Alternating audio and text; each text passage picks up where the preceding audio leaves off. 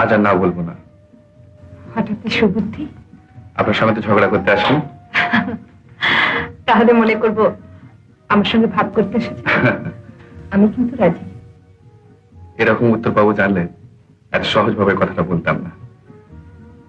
আমার উত্তরটা তো পেলেন, এখন আপনার কথাটা ভেবে দেখুন। অপূর্ব না?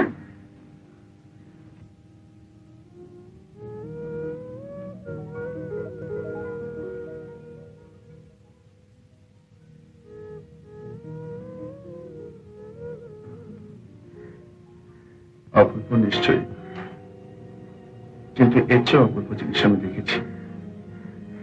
কাঞ্চনজঙ্ঘার চেয়ে অপূর্ব জিনিস? কি সে?